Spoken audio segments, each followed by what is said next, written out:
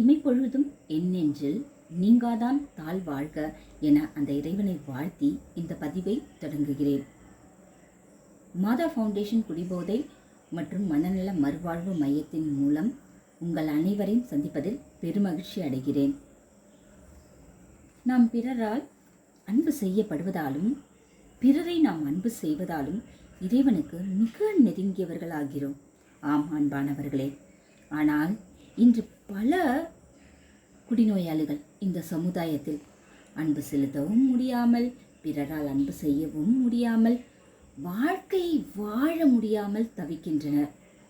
அப்படிப்பட்ட குடிநோயாளிகள் நம் மனதில் இருக்கலாம், உங்கள் குடும்பத்தில் ஒருத்தராக இருக்கலாம், நீங்கள் வேலை செய்கிற இடத்துல ஒருத்தராக இருக்கலாம், உங்கள் நட்பு வட்டத்தில் ஒருத்தராக இருக்கலாம், அவர்களுக்கு நீங்கள் உதவி செய்யக்கூடியவராக இருக்கலாம். அவரது குடி வெறியை பற்றி உங்களுக்கு நல்லா தெரிஞ்சிருக்கலாம். அவர்களுக்கு உதவி செய்பவர்களாகவும் அவர்களுடைய மேன்மைக்காகவும் பாடுபடக்கூடியவர்களாகவும் நீங்கள் இருக்கலாம். நண்பர்களே, அந்த குடி நோயாளியினுடைய திறமைகள் உங்களுக்கு நல்லா தெரிஞ்சிருக்கலாம். ஆனால் அந்த குடியை தொடர்ந்தா, அந்த குடிநோயாளி தொடர்ந்து குடிச்சிட்டு இருந்தா இது சாத்தியப்படாதுன்னு உங்களுக்கு தெரியும்.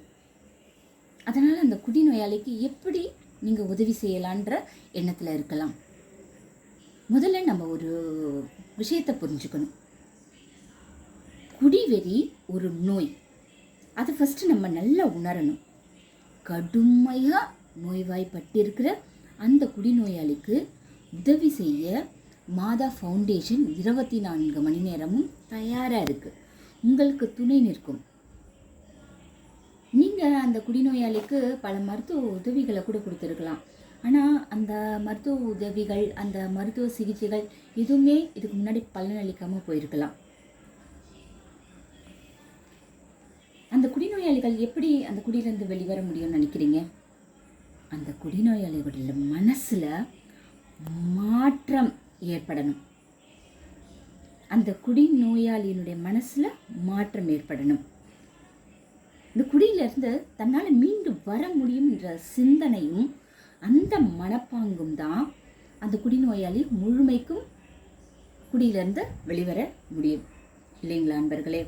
அந்த முழுமையான மாற்றம் அடைய, அந்த மாற்றத்தை அவர்கள் உணர இந்த மாதா ஃபவுண்டேஷன் குடிபோதை மற்றும் மனநல மறுவாழ்வு மையம் எப்பொழுதும் அவர்களுக்கு தகுந்த சிகிச்சையை கொடுத்து, எங்களுடைய மருத்துவ குழுவின் உதவியோட அவர்களுக்கு தகுந்த சிகிச்சையை கொடுத்து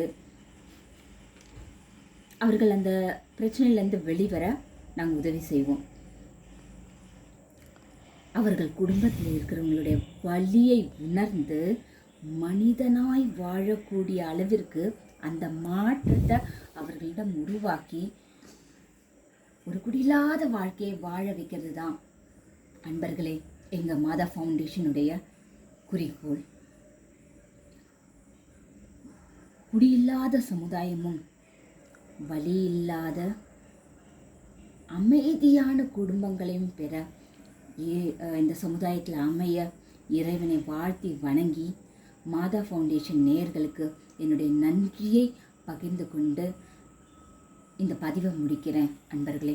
அப்படி நீங்கள் யாருக்காவது உதவி செய்ய விரும்புனீங்களா? ஸ்க்ரீனில் தெரிகிற இந்த நம்பருக்கு நீங்கள் கால் பண்ணிங்கன்னா மாதா ஃபவுண்டேஷன் குழு உங்களை அணுகி அந்த குடிநோயாளி குடியிலிருந்து வெளிவர நிச்சயம் நல்ல முறையில் நாங்கள் சிகிச்சை கொடுப்போம் அன்பர்களே. நன்றி அன்பர்களே.